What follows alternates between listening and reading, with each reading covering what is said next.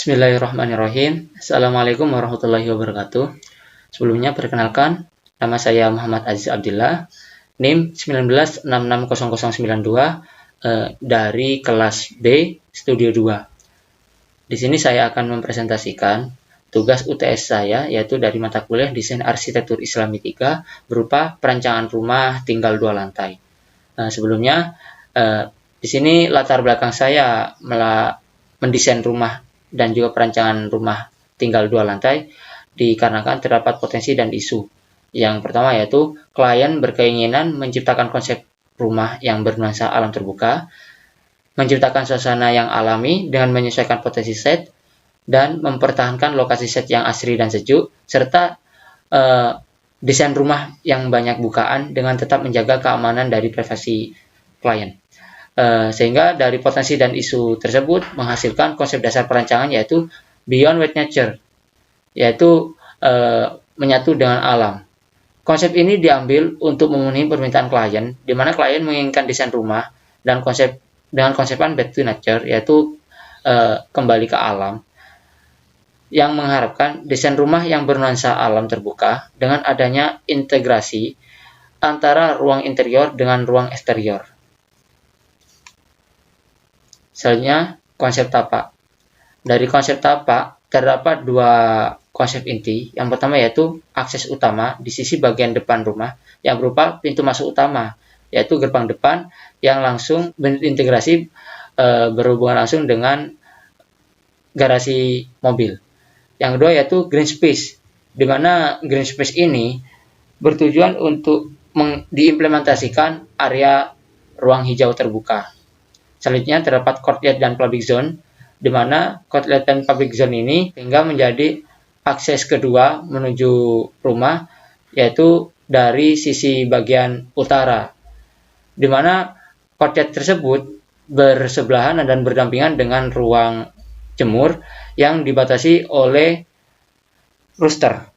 Yang terakhir yaitu inner court. Keberadaan inner court di interior ruang dalam ruangan rumah ini bertujuan untuk mengatur suasana ruang, baik suasana pencahayaan maupun suhu dan udara yang berada di interior atau dalam rumah tersebut. Lanjut ke konsep ruang. Di konsep ruang saya mengambil sampel dari lantai 1 terdapat ruang tamu dan ruang makan, dan lantai 2 terdapat ruang sholat dan kamar tidur. Mungkin dapat dilihat dari keempat ruangan tersebut sudah tampak memang untuk penggunaan material dan juga furnitur lebih dominan menggunakan dari bahan kayu, serta dari keempat ruangan tersebut sangat dapat dilihat bahwasanya memang lebih banyak bukaan sehingga lebih terbuka antara sisi interior maupun eksterior ruangan. Lanjut ke konsep bentuk. Dari konsep bentuk ini dihasilkan dari implementasi yang dilakukan saat analisis bentuk, yaitu bentuk dasar bangunan yang berasal dari block plan yang sesuai dengan regulasi, serta bangunan yang di-extrude setinggi 3,5 meter dikali 2, dan juga dilanjutkan dengan penggunaan berbagai jenis model atap, serta penambahan kanopi dan juga balkon di lantai 2, dan juga penambahan shading pada area teras sebagai zona transisi, sehingga menghasilkan konsep bentuk sedemikian. Dan ini untuk tampilan dari sisi depan maupun sisi samping objek bangunan, yang dari 2 tampilan tersebut tidak jauh beda. Selanjutnya adalah konsep struktur. Konsep struktur tersebut dibagi menjadi 3 bagian, yaitu ada substruktur, mid struktur, dan juga substruktur. Untuk struktur terdapat atap beton dan juga dak beton, yang dimana bawahnya terdapat rangka plafon PVC sebagai interior dari dalam bangunan. Selanjutnya di mid struktur terdapat struktur dinding dan juga struktur balok, dan juga terdapat 2 jenis kolom, yaitu kolom struktur dan juga kolom praktis. Untuk yang terakhir yaitu ada substruktur, di mana substruktur tersebut terdiri dari 3 poin utama. Yang pertama plat lantai, terdiri dari keramik, perabot beton dan juga pasir. Yang kedua terdapat pondasi batu kali, yaitu yang bertujuan untuk menjaga level ketinggian tanah dan juga agar bangunan tidak keluar dari set. Yang terakhir terdapat pondasi floor plate, yaitu struktur penguat utama pada substruktur. Oke, kita lanjut terhadap set plan. Dari set plan kita dapat mengetahui bahwasanya lokasi dari rumah tersebut memang berada di lingkungan yang masih terbilang asri, karena hampir keseluruhan baik di sisi utara, timur, belakang maupun di sisi selatan set tersebut masih berupa lahan kosong luas, yaitu persawahan dan juga perkebunan. Selanjutnya yaitu layout plan. Lanjut ke denah lantai 1. Untuk denah lantai 1 terdiri dari beberapa ruangan, di antaranya ruangan utamanya adalah ruang tamu, ruang keluarga, ruang makan, dapur, serta satu working room. Selanjutnya adalah denah lantai 2. Pada denah lantai 2 juga terdapat beberapa ruang inti, yaitu berupa 2 kamar tidur utama, 1 ruang keluarga, serta ruang untuk sholat dan 1 kamar mandi. Dan untuk denah lantai 2 terdapat 2 balkon yang menghadap ke sisi bagian timur maupun utara. Selanjutnya adalah tampak. Berikut merupakan tampak atau tampilan dari bangunan tersebut, baik dari tampak depan maupun tampak samping.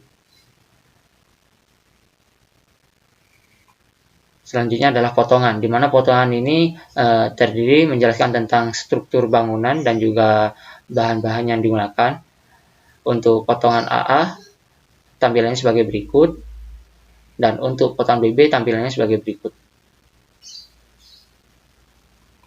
Selanjutnya adalah perspektif. Untuk perspektif, saya mengambil sampel dari perspektif kamar tidur dan juga ruang sholat, di mana kedua-duanya memiliki konsepan ruang yang tidak jauh beda, yaitu mulai dari penggunaan warna yang cerah, serta saling berkaitannya antara interior ruangan, dan juga lebih dominan penggunaan material dengan berbahan dasar kayu. Berikutnya adalah perspektif eksterior. Berikut adalah perspektif eksterior dari objek bangunan rumah tersebut. Dapat dilihat bahwasanya untuk akses utama menuju rumah tersebut berada di sisi bagian timur atau depan, yaitu berupa pintu gerbang, dan juga terdapat akses kedua yang berada di samping rumah dari sisi utara, yaitu berupa akses pintu masuk kecil. Dan selanjutnya adalah detail arsitektur, di mana di detail arsitektur ini saya mengambil contoh yaitu di bagian folding, karena ini sangat menjadi peran utama di bagian sisi ruang tamu dan juga ruang keluarga yang langsung berhubungan langsung dengan inner part. Selanjutnya adalah tangga, di mana pada tangga juga menggunakan plat lantai kayu, sehingga menghasilkan modelan dari tangga seperti berikut.